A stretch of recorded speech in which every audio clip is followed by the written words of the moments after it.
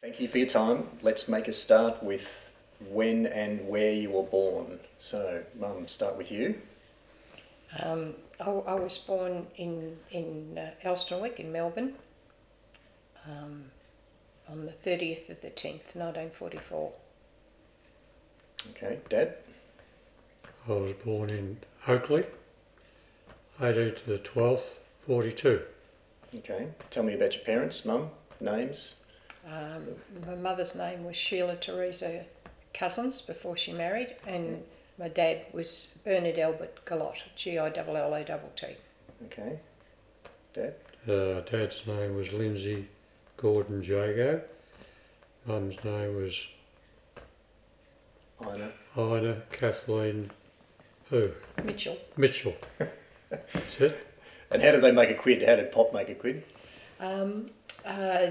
My father was a milkman at night time, and through the day he was a furniture removalist, and then on a Saturday for extra money for himself, because he used to drink and smoke, he worked as a barman down at the St Kilda Cricket Club. Right. Okay. For many years. Yeah. And your dad?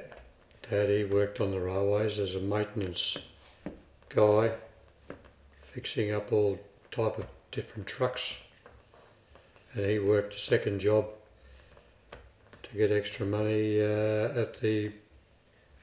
working at the racecourse, parking cars. Okay. He was a barber by trade. He was a barber by trade, that's right. He used to work at home. He worked, that was his job, a barber, but he got bad eyes and he had to give it away. Oh, did he? And then he worked at weekends for local people in the street would come up and he would cut their hair for them. And did your mothers work when you were kids? No, my mother never worked, no. My mum did. No, not while they were kids, no.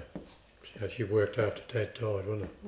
Yeah, later on. She used to do accounts at the dairy. Yeah. Right, okay. All right. And backgrounds? They're both born in Australia, both sets of parents? Yes. Yep. My mother was born in Tasmania. She grew up in Tasmania. Okay. But my dad, he grew up here in Melbourne in Paran. Right, okay. Dad was born in where? Port Fairy. Port Fairy, was he? Oh, was he? Or was he born in Brunswick? I'm not sure. Maybe he was born in Brunswick. Yeah, I think he was born in Brunswick. And your mother was born in Warrnambool. Yeah. Okay. But all our relations were down at Port Fairy. Yeah, that's where Jagos came from. So he was in Port Fairy at some stage. Yeah, some stage he was. Right, okay. So, and where were you in the family in terms of kids, Mum? I was second of 4 children. Okay, and your brothers and sister? Elder brother, younger brother and 1 sister. Names? Barry was my elder brother, who I had a lot to do with. Lawrence was second, he was quieter than Barry. And Elizabeth, she was born about 7 years after Lawrence, so she was quite a bit of difference between us. Okay. I was the oldest in our family, followed by Marie, Cheryl and then Suzanne. Okay. So I had 3 girls, 3 sisters to contend with. Right. Not a very male-dominated house, was it? No. Might as well ask, religious beliefs? Were your parents both sensitive? Both were Catholics, yeah. Both Catholics. They go to church? Dad didn't for many years. I think because he worked so hard and worked at night and that, he would always sleep in on a Sunday. But as the years went past, when I was older, I suppose maybe around 18 or something like that, he went back to church, but Mum always went to church. Yeah, my parents were both Catholics. Okay. We used to be taken to church by Mr. Bird, who used to live down the 4 or 5 houses down the road, because we never had a car those days. So he'd drive you? He used to pick us up to go take us to church. Yeah. All right. Describe the houses that you grew up in and what suburb they were in. It was in Elstonwick where I grew up. I was there for about 18 till I turned 18. We grew up in Elstonwick. It was a rented house, and it was a weatherboard place, but it was quite big. But you didn't have any modern cons like central heating or anything like that, and we didn't have, at once early on, we didn't have any hot water service or anything like that. You just had a chip heater. You used to have to light to have a bath or a shower, and you'd have to put the kettle on for hot water. And the toilet and the laundry were outside. They were never an inside thing. Our bedrooms were quite big. There was no carpet. It was just lino on the floor, and pretty basic. And when I was 18, my mother and father bought a house in Hyatt, and they moved to Hyatt, which was a lot more modern house, and that was the first house that they ever owned. Or they got a mortgage on. That they got a mortgage on, yeah. Eventually they did own it, and then when everybody left, then they moved to Frankston. They bought a unit in Frankston, and they lived there for a couple of years, but Dad wasn't happy there. He didn't like his neighbour. He reckons she was a nosy parker, so he one day Mum went shopping, and when she came home, Dad said to her, "I've put our house on the market, we're moving." And at that time, my sister Elizabeth and her husband lived in Bendigo, so they decided to move to Bendigo. So that they bought a place up in Bendigo, and they moved there. And Mum got annoyed with that house because it was old, and Mum was very tidy and clean, and she used to always say there was always dust around. So she threw a tantrum one day and made Dad go down to the estate agent and sell it, and then they bought another place in Bendigo, and that was their last home where they lived. Right, okay. And Dad, the place you grew up? Yeah, I grew up in Oakley. We first lived at, Mum and Dad didn't have a house, so we had to move in with Lila and Alec, who was Mum's sister. Wasn't it? Sister and brother-in-law. Sister and brother. So we lived there for about 6 years, I think, until I was about 6. Then we moved to East Brighton, to a housing commission house. And we stayed there forever and a day. Did they end up buying it? I think, yeah, when Dad died, I think it was given to Mum. Oh. The house was given to Mum, yeah. By the government? Yeah. Yes, in those days. In those days. They were buying it, like, slowly. Yeah. But in those days, if the breadwinner died, the house, if you were buying it, the house automatically became yours, like the wife's that died. Wow. Yeah. So she owned that. It was a very small home. It was only about 10 squares. Yeah. And the three girls had to share a bedroom, which was very, very cramped. And Kevin had his own room, and his parents. There was no dining rooms or anything like that. It was just a lounge room and the bedrooms and a kitchen, and the toilet was in a sort of passage, like a sort of a. The toilet and the laundry were in an alcove as you walked into the house, type of thing, you know. And we stayed there till Mum died, and then we sold the house. My memory is the toilet and the laundry were outside for a lot of years, weren't they? They were out. Yeah, as they you were, walked but in they the passage. built a front on. They built a little corridor thing. In a corridor. Yeah. It was open there for And quite a while. Yeah, I remember it being open. And then you went into the kitchen. Yeah. They had got enough money to build a Close it in. door there, yeah. Sorry. So, in terms of economic circumstances, were the family struggling? Did they have money? How was it? Poor. Paul? Yeah. We always had enough to eat. There was always plenty of food, but there was never any extra money for anything. It was just life in those days. You know, that's how they were for a lot of people. We weren't just out there on our own because it was poor. But naturally there were other families. You'd go to school and other kids would have things, and you'd look at them and you'd think, oh, I wished I could have that, but you never ever did. And that's how it was for a lot of families. We used to have put dripping on toast and put salt on the dripping. That's how poor we were. They're stories we almost don't believe. Yeah, that's right. Yeah, you'd never get any money to take to the tuck shop because we never had it.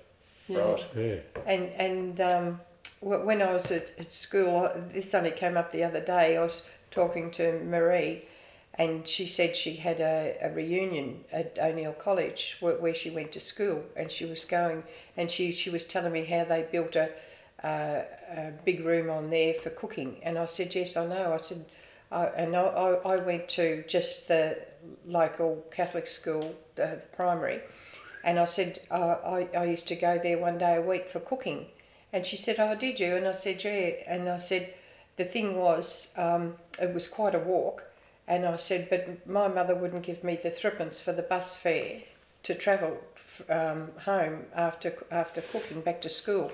And I said, she'd always make me walk. And I said, and some of my friends used to feel sorry for me, and they would also walk with me, so I wasn't on my own.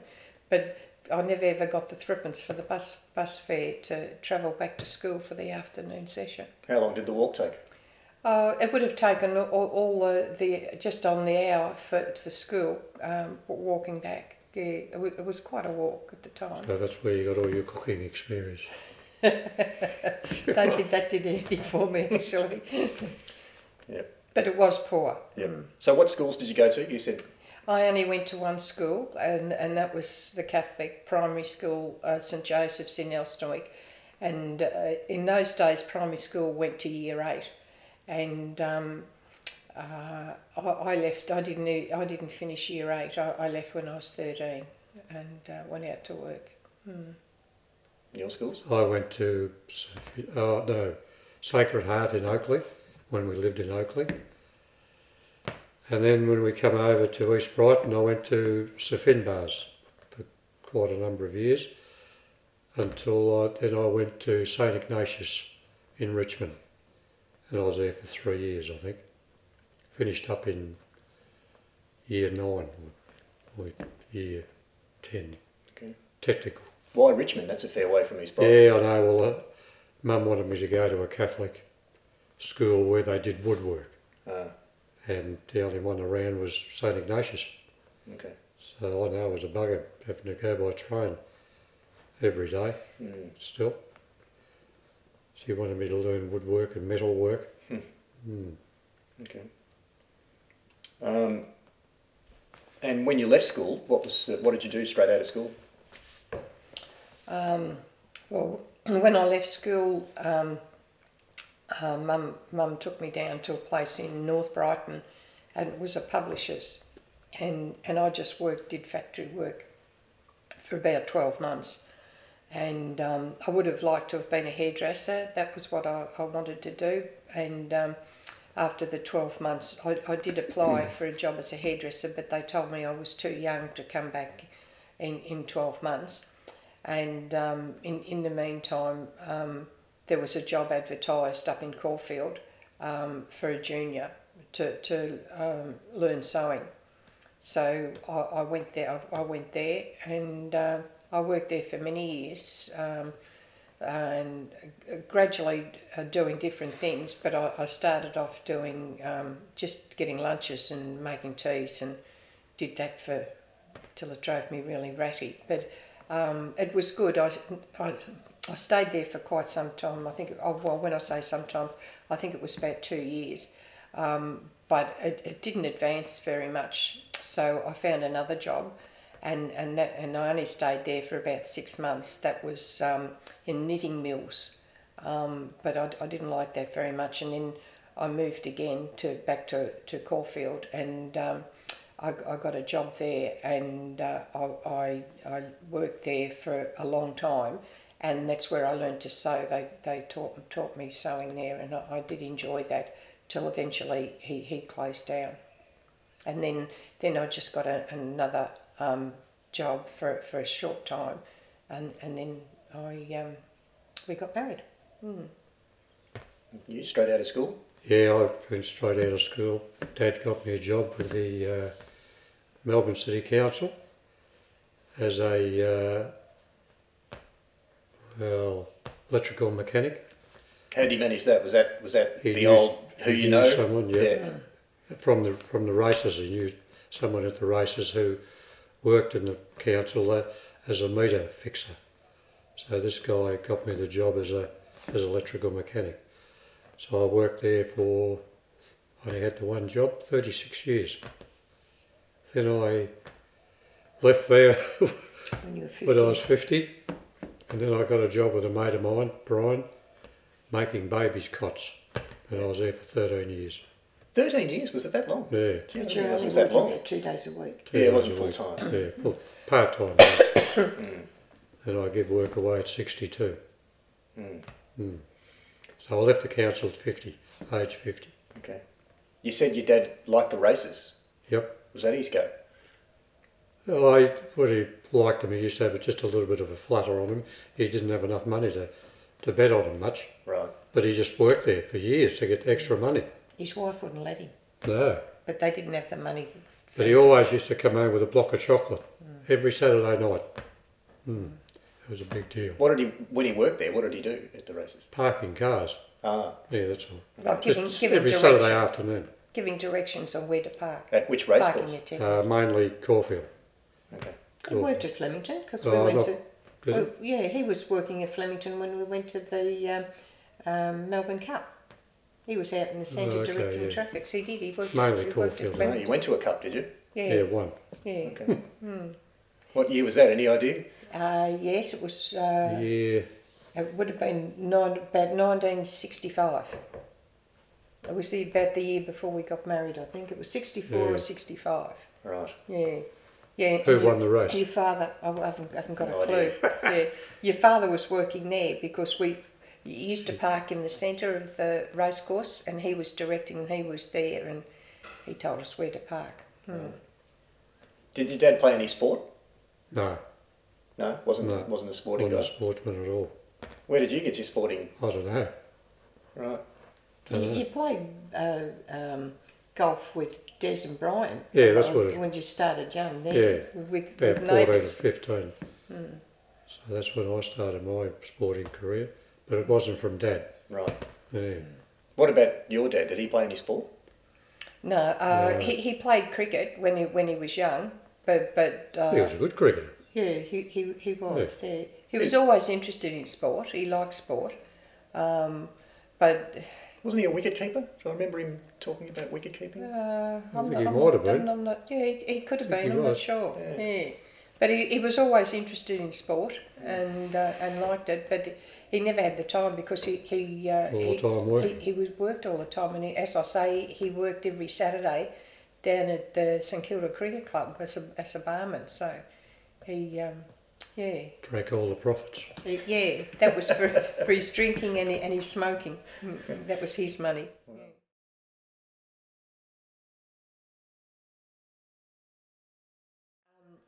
We met at the Caulfield Town Hall originally. They used to have dances there on a Saturday night, and that's sort of where we first met. Kevin asked me to dance, which I did because I felt sorry for him. He had a sore finger, he had it all bandaged up, and a couple of guys had asked me to dance, and I'd said no, and then Kevin walked up and asked me to dance, and he had this big bandage on his finger, and I felt sorry for him. So I said, That's the only reason you went for it. so I said yes. So it all started from there, and we went out for about 3 months. I would have been nearly 18 then at the time, I think, thereabouts. And we went out for about 3 months, and that one particular night when we got home, I said, "Oh, well, that's it. I don't want to go out anymore," because I thought 3 months was long enough, and I was only young. So I said, "No, I don't want to go out anymore." So you split up? yeah, so Split up. somebody wasn't very happy. Yeah. Happy, and it went a couple of years, I think, wasn't it? Yeah. And then we were at a dance down at the Moorabbin Town Hall, and I was with a friend, and this friend had a dinner dance to go with, and she to go to, and she asked me, would I go? And I said, I haven't got anybody to go with. I don't have a boyfriend or anything. And anyway, through the night, Kevin was there, and Anne said to me, "Oh, go and ask Kevin, and we'll go and talk to him, and you can ask Kevin to take you." And I said, "Oh, well, we'll see how we go." So anyway, we sort of made out we were walking past, and "Oh, hello, how are you going?" And he had another girlfriend, because I'd seen him before a couple of times with this girl, so I figured he had a girlfriend, but this night he was on his own. So we just stopped and started talking, and we just kept talking. So obviously he'd broken up with this girl that he was going with. So he finished up, he drove me home that night, and then we started going out again from there. We never went to the dinner dance that Anne had organised. We never went to that, but we just kept going out, didn't we? Why didn't we go to that? I don't know why we didn't go, but we didn't. And then we just kept going out, and I think we went out for about 2 years, and then we got engaged, didn't we? Yeah. And I was 21. So were these dances the go? Is that where you met people? Yes, that's where you met. That's the what old time everybody dancing. did. Yeah, like you did waltzes and foxtrots and that sort of thing, not just this jiggy bit that they do these That's days. all that was on those days. Yeah, The old town hall dances. yeah. There wasn't a nightclubs or anything like that. They came in a bit later. It was just town hall dances that they had, but that's what people they were the dances people did. They did waltzes and foxtrots and that sort of thing. Yep. Yeah. So did you suit up? I mean, how sharp did you have to look at these dances? Oh yeah. You had to look all right. You had to get dressed up a bit, I didn't think you? it was the collar and tie job, was it? Oh, Did I wear collar and tie? yeah, it was. Yeah, the guys used to always have a suit on, and the girls would have a nice dress and high heel shoes, and not long dresses or anything like that, but just a nice dress and high heel shoes, and you do your hair and get your makeup on, and that was what you used to do on a Saturday, and go off to these dances. But everybody did, and that's how you would meet. So this was a weekly event? Oh yeah, every week at different town halls. It wasn't just the one place. They had different town halls. Heidelberg. Hawthorne, and yeah. Forget it. Yeah, Caulfield. and that's how most people met. And the same with Marie and Trevor. They met at Caulfield Town Hall too. And Trevor lived in Fitzroy, and he used to, when they met, he used and asked Marie out. He used to, and he never had a car. He used to come across by train, and then when it was late and he'd go home, he'd hitchhike home. It was too late to get the train, so he'd hitchhike. So everybody did it. It was just how you met one another, was at these dances. Oh, okay. Naturally, it's old hat now. I mean, no one knows how to dance now, let alone... Were these licensed events? Could you drink? No, no, It was alcohol. a soft drink. Yeah. So would you get a skinful first and then go? Oh, you could, I suppose. There were a few, but they were pretty good because the girls wouldn't dance with them if they If were... they're full? Yeah, so... They were pretty picky. Yeah. Right. How did I get out coming to that act? The only thing would happen a lot like, you'd look and you think, will I dance with him or won't I? But when they had the barn dance on, and they had a barn dance, which is they used to go round in a circle and you change partners, you'd only do a bit of a dance and then you change. Well, everybody did the barn dance, and if you got left out of that, well, you're a real loser, Yeah. So you got engaged, how old were you? I would have been 21. So you would have been, what, 23? 23. Right, okay. Yeah, we only had a short engagement, didn't we? Yeah. Oh, it was 12 months. 12 months. Yeah, it was 20. I was 22 when we got married. So what year did you get married? 1966. 66, okay. Week after St Kilda won the grand final. Yeah, we went to the St Kilda grand final, the only grand So final jealous. they ever won, and Yeah, well, we queued out early hours of the morning, didn't we, around the Yeah. MCG, stood there, and we could only get standing room tickets, but it was better to get standing room than anything else, and we managed to get the standing room tickets, and we went to the grand final. And the place we got married at was a place in Caulfield, was it? Malvern. Malvern. There Central Park, Central they had a Park. reception place there. and now it's been pulled down. It's just no longer there. Well, it's just a park, is it? Yeah. Wow. It used to be a building on the edge of the park, Yeah. and Was it a reception centre or just yeah, a... Yeah. no, it was a It reception was only a place. very small reception centre. No, it wasn't. It was big. Was it? Yeah, Oh, I it was didn't think quite. it was all It was that quite a big building. Yeah, it was. Yeah, Okay. yeah. So we had the reception there. We got married and had the reception there. When Kevin's father died 3 months before we got married. Right, because he's in the engagement photo, isn't he? Yes. Yeah. Yeah. He Yeah. was in the. He was there. We had an engagement at home at Hyatt, at Mum and Dad's place at Hyatt, and 3 months we were at a wedding, and three months before we married, he died at a wedding, massive heart attack. So who's in the wedding photo? That's Dad's brother, Ozzy. Okay. Yeah. He stood beside her and Your mum. yeah, Was your partner, partners, partner, part mum. and mum type thing. Okay. Because he wasn't married either. Oh, he was He married. was, but His wife had died. Died, yeah. Yeah. Oh. So he eventually got married again. He had 2 boys, didn't he? Yeah.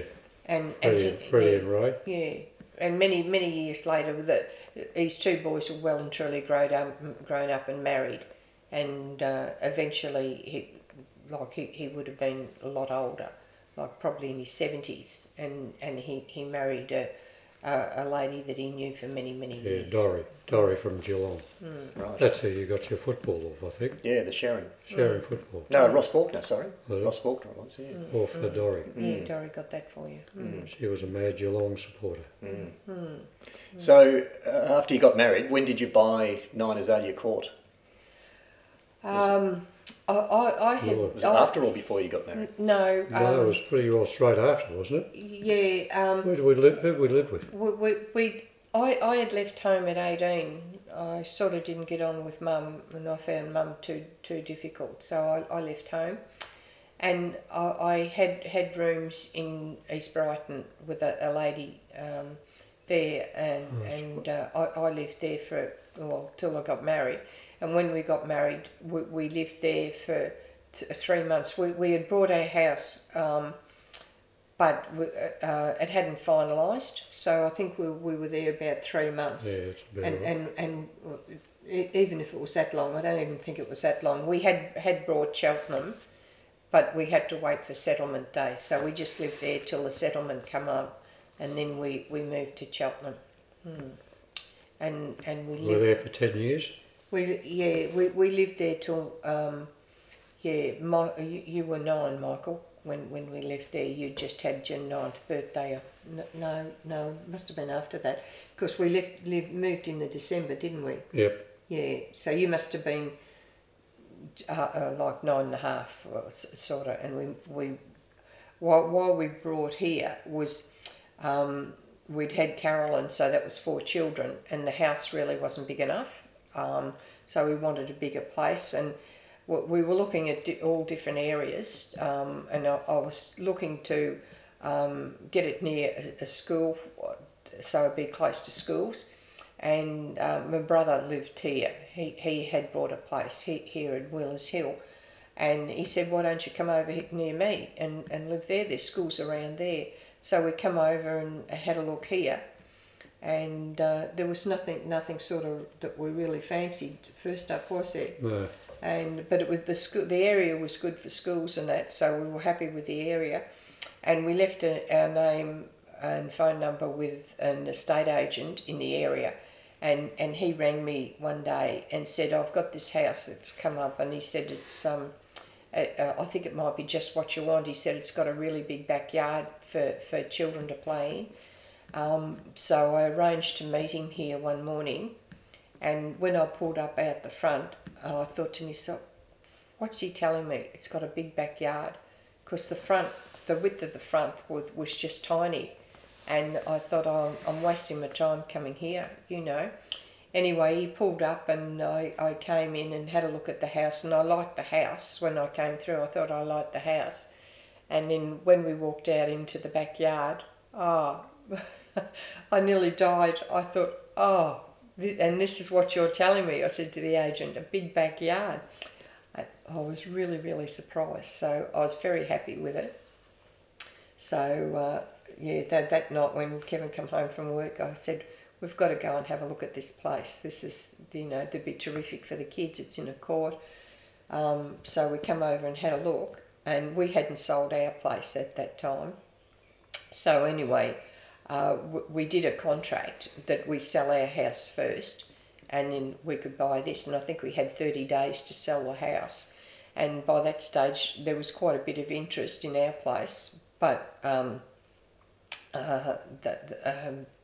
person wanted it, but they failed to get finance, and the 30 days were up. So the chap here put his house back on the market, and I said to him, if we sell our place before you get a buyer, will you still go ahead with it? Yes, he said. Anyway, we managed to get ours sold, and before this hadn't sold, so we did a contract then, and so we moved in the December of 1976. 1976, was it? Yeah. First house we had in Cheltenham, we paid $12,000, wasn't it? $12,000. And sold it for 42. and bought the one in Wheelers Hill now. Or Mulgrave at the time. 57, Mulgrave at the time. Yeah. 57,000, wasn't it? 57,750. And still here. And still here. Yeah. Did Mulgrave seem like a long way away from Cheltenham?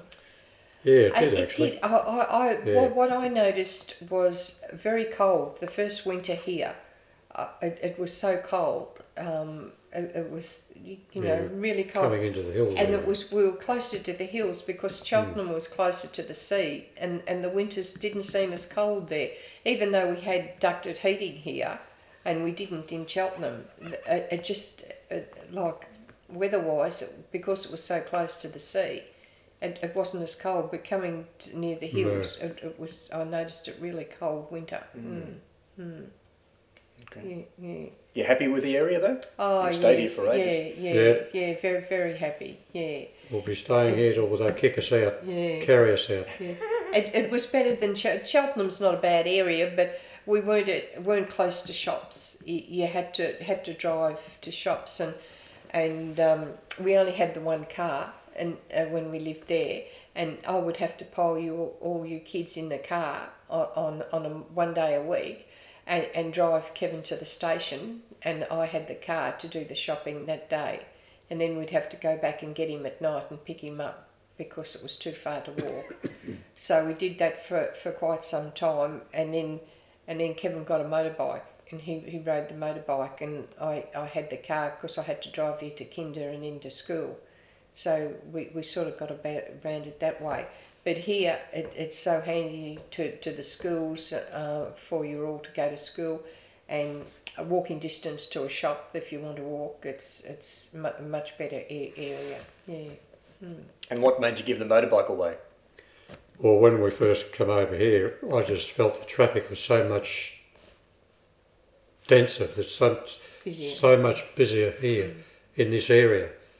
And just before I give it away, a guy from work had a motorbike, and he got killed on a motorbike. Oh. So that was one of the reasons too that I give the motorbike away, because of the being so busy here and that. Yeah. So, but it was good while I was, while I had it, and you changed to what? The Volksy? I don't know. What did we have then? We got the Volksy after that, I suppose. Yeah. I used to drive that up to the station and then go to work by train. And were you happy with the schools? Yeah. Yeah. I thought the schools were okay. Well, you went to Masnod and Carol went to Avila. Yeah. So they were two good schools. All right, so what were the four of us like as babies? We were lucky to have 4 children, and you're all healthy and well. You were probably the hardest, but only because you're the first, and you experiment on the first, and you sort of got no idea, you know. But you get better as you go on. Robert wasn't too bad. Poor old Robert, I felt sorry for him when he started school. He had just started school, and I went into hospital to have Carolyn, and he'd only had about 2 weeks of school, and he didn't have a lot of confidence, so it was very difficult for him to go to school of a morning. So his dad used to give him 5 cents to spend at the tuck shop to get him to school, because he'd go into the toilet of a morning and he didn't want to come out, he'd lock himself in. So he got bribed to keep going to school. Anyway, that didn't last long. I come home from hospital and I said, I'm not paying you every day to go to school. And he did struggle, and in grade 3 he had a really bad year. He would get to the end of the street and he'd throw up, and then he'd run back home again, and he wouldn't be able to eat his lunch till he'd come home at night, and then he'd eat his lunch. So he didn't. I finished up.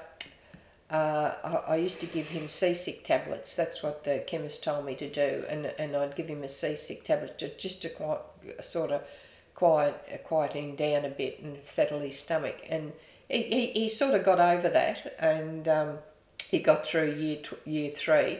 But in year 4, he had a man teacher who had just came out of teachers college, but this guy was in his 40s and always wanted to be a teacher but didn't get the opportunity, so went back late in life, and he was just brilliant. And yeah, so he had a really, really good year 4. This teacher was so good for him, and then you know, he just went through school the same as everybody else.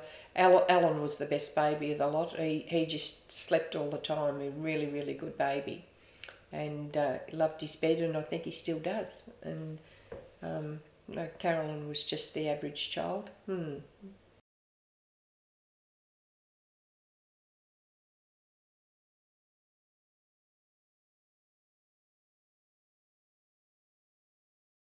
Was there even takeaway food when you were kids? There was Chinese takeaway, but you used to take your own saucepan up to the Chinese shop, and they would fill your saucepan up with whatever you brought. It was just up here. Yeah, and you brought it home, and it was and that was the only takeaway. There was no McDonald's or anything like that. You just took your saucepan and said what you wanted, and they'd put it in your saucepan. You'd come home and eat it. You didn't even eat it there. It was just Fish and chips? Was there at least fish and chips? Yeah, we had fish and yeah, chips. There was always fish and chips. Always. But once upon a time, you'd buy fish and chips, and it was wrapped up in newspaper. That they would put a bit of lunch wrap type of paper around the fish and chips, and then it'd be wrapped in newspaper, not plain paper. It'd be newspaper, and you used to save up your newspaper and take it down to the fish and chip shop, and the fish and chip shop would give you about 6pence for so much newspapers that you would deliver to them. And also in butcher shops, where most of it is supermarkets these days, we didn't have supermarkets. You just had a grocer's shop that you'd go to the counter and buy your food, ask what you wanted, and they'd give it to you, and they'd wrap it up in paper bags. If you bought flour or sugar or that, they would scoop it out into a paper bag, and you took it home like that. And in butcher shops, you go into butcher shops, and they used to have sawdust all over the floor. I don't know what that was for. Perhaps so you didn't slip over or something. But all butcher shops were the same. There was just this sawdust all over the floor, and you used to just walk in on this sawdust. And wasn't it? Yeah. And that's how it was. Okay, so I've got a couple of difficult questions. You can give yourself some thinking time if you need it. When we were doing job interviews, one of the great questions was always, what's the best thing that's ever happened to you, and what's the worst thing that's ever happened to you? So what's, something that's been really good in your life that sort of stands out, and something that's been difficult or hard in your life that stands out? Is there anything that comes to mind for either of you? Well, I suppose when we got married, that was the best thing that happened. That was pretty good, wasn't it? Yeah. So, Owning our own home, once we finished the payment on our house, and we owned our own home, and it was ours, that was really good. Big achievement. It was a really big achievement. My parents, they were a lot older than what we were when we owned our house, and it takes a long time to get there, I know, but that was a real good thing. Tough times? Tough times. We haven't done too bad, have we? No, we've done all right. We've managed. I think we've budgeted very well. Yeah. That's the big thing. Yeah. Carolyn's back. Was that a tough time? Yeah, that was a bad time. When she come home, and she just said to me that the school teacher said about her not being able to touch her toes, and so I thought, and I asked her how far could she get, and she could only get to her knees. And I didn't know that, and I don't think she did either. And then when I took her to the doctor, I took her to the chiropractor, and he took X-rays, and he said to me that she will need a back operation, and he said, get the best surgeon you can get. Well, that frightened me, and I took her to one doctor, and he wasn't very good, so I went round the corner straight away and went to another one, and he took X-rays, sent me for X-rays to have them, and when I got those and I went back to him, he said, I'm not good enough to do this operation, you have to go to somebody better than me. Well, that frightened me even more, and he sent me to the head of the children's spinal unit, the doctor that was head of the children's. So I went to see him, and when he looked at Carolyn, he said had only ever done 2 other operations like that on anybody. Well, that scared me again, even more. And anyway, she went ahead and had the operation, and had been successful. If she hadn't have had it, she probably would have ended up in the wheelchair, the surgeon said. So that turned out that was a real worrying time. Yeah. Alan burning down the fence. Yeah.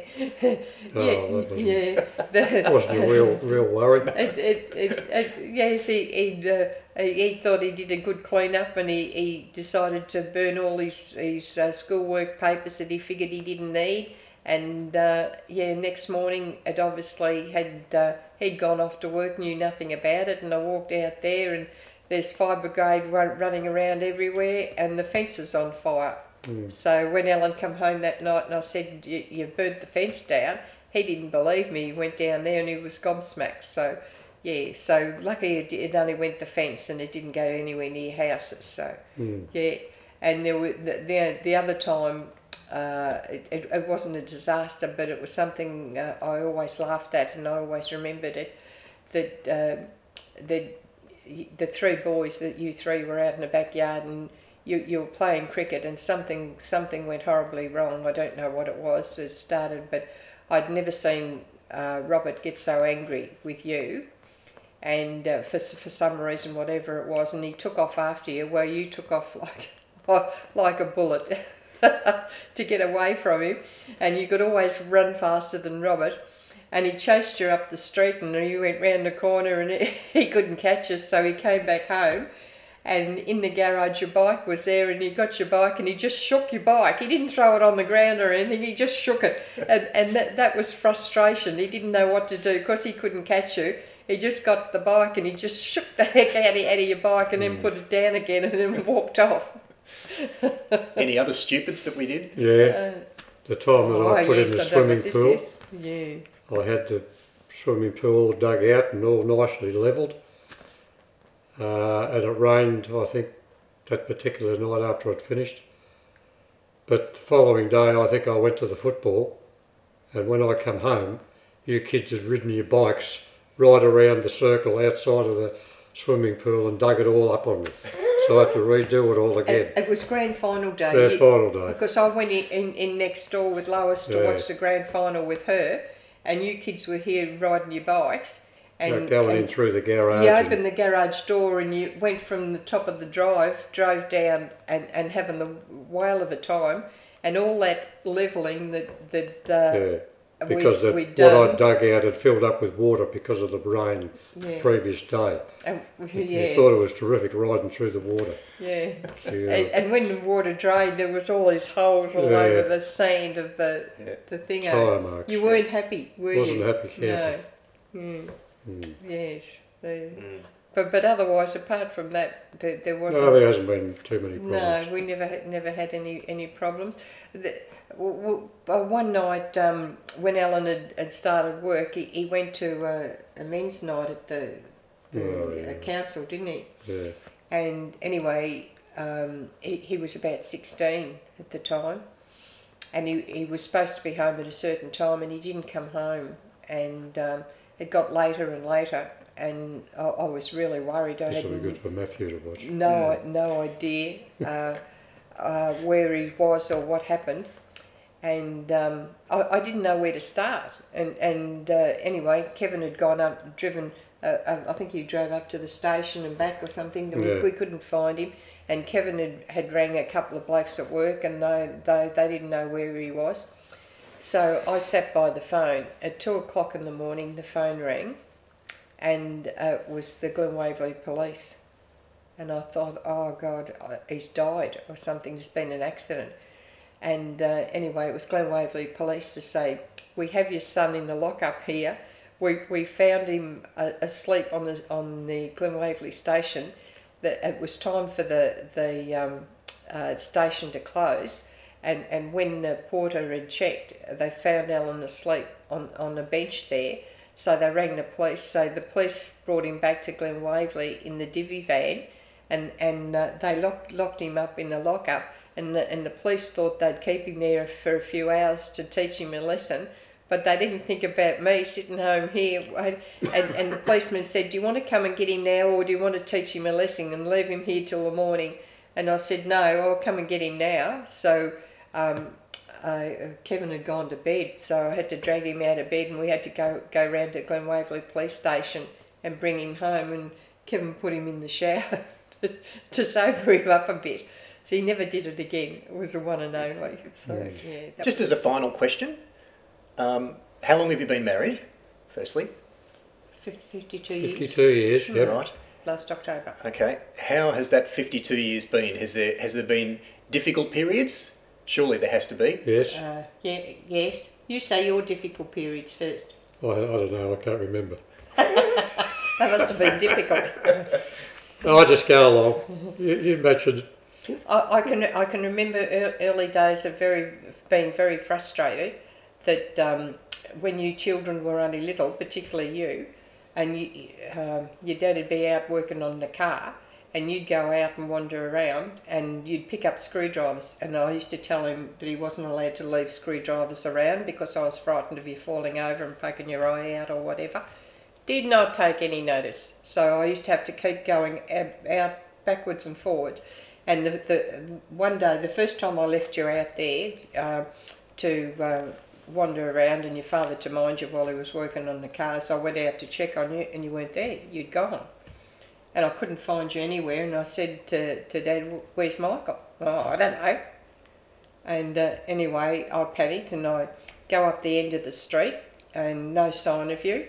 And I thought, which way do I go? Where am I going to look? You were on a little tricycle, little trike. And I went up to the next corner, and there you were sitting on your little trike with this lady, and this lady was standing with you, and she didn't know who you were or where you belonged.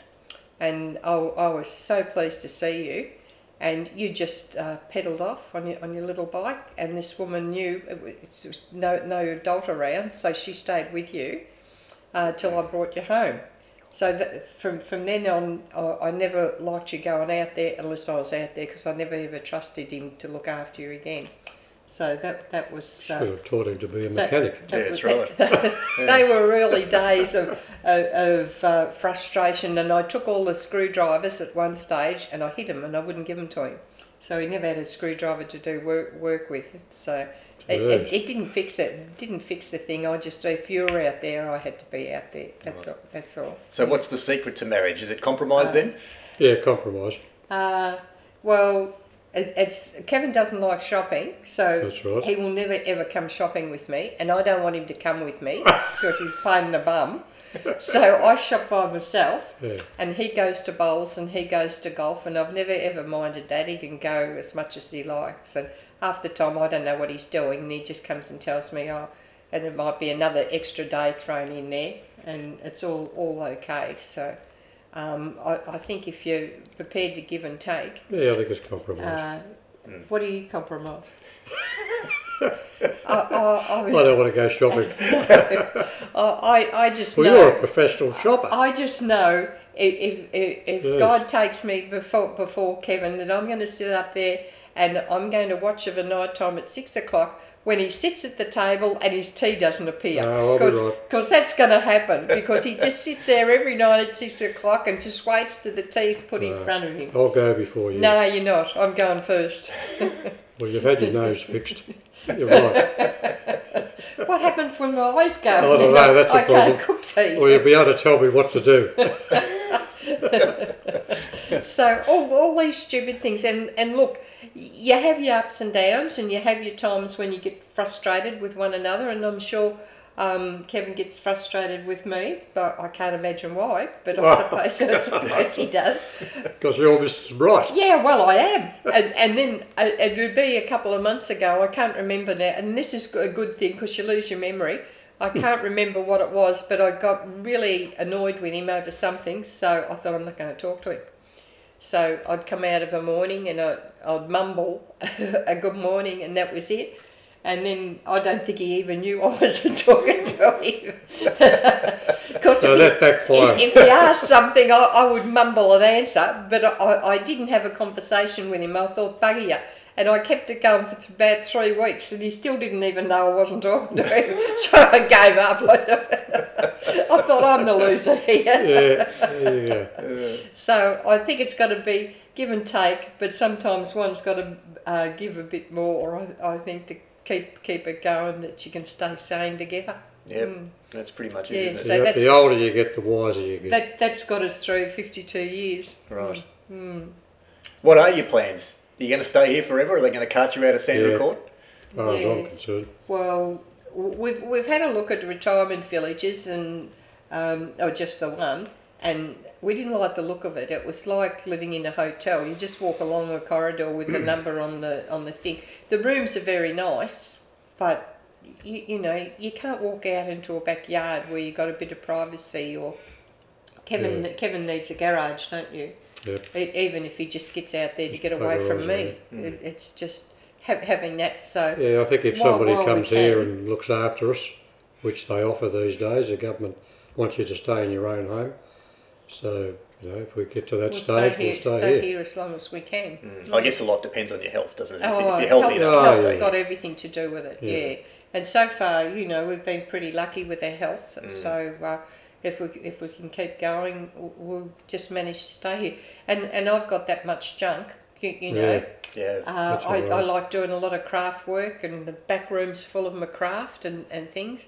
To go somewhere smaller, I wouldn't fit in. So it's staying here. So we're it here. keeps you going. You like doing that sort of stuff. It does, yeah. Marie and Denise have got me making little Christmas gnomes and things for them at the moment, so that fills my days in, my time. So yeah, that's what I enjoy doing. So that's good. And that, I guess, the only other thing really is probably family. I guess family obviously makes you happy, because you do hang out with the kids and the grandkids a lot.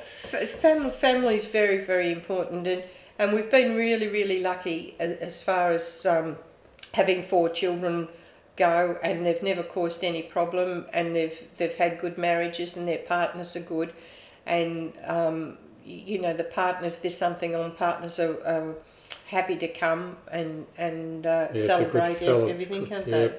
Yeah, and Everybody gets on well with each other, all the Yeah. grandkids, which is good. and and the grandkids are just a joy. I just think your own children are busy, and you know you're doing a lot of things looking after them and that sort of thing, but grandchildren, you hand them back at the end of the day, and you just enjoy their company, and it sort of keeps you young, you know. But particularly the older ones, they laugh at you a lot, and they, Well, you talk stupid to they them. think I don't know they're laughing at me, but that's fine. It's good. And the boys are all about 6'4", and I feel that I'm about 4'10", standing alongside them, and they just stand up there looking at you and laughing, and you know it's just great sharing Yeah, their it's life and their tales, isn't Exactly. it? Yeah. Yeah, it is. And they're all coming up to, you know, starting to get their licence now and Yeah. going through all that sort of thing. It's good to Yeah. see them growing up well. And it's good to see that you know ones like Gabby that are old enough that have a partner, and they've got somebody that they Fiancé. can fiance, yeah, and you just hope that they will find the same happiness as what their parents and us ourselves found too. You know. Good. Yeah, but they're a joy. Good. All right. Well, thank you for your time. You're Okay. welcome. I hope that wasn't too difficult. No, No, it wasn't. I think I rambled a bit. it wasn't difficult for me. Sorry. I just sit there and listen. Sorry about that. I get a bit carried away. Yeah. But anyway, if he didn't, we'd get nothing out of us. Yeah, that's right. This is Would true. we? Yeah. You saying I do all the talking? Yeah. Oh, okay. No, it was good. All Thanks, right. Yeah, Michael. Okay. yeah. Thank you. No worries. Thanks again. No Okay. problem. Many more years of health. Yes. Thank you. Yeah. Okay.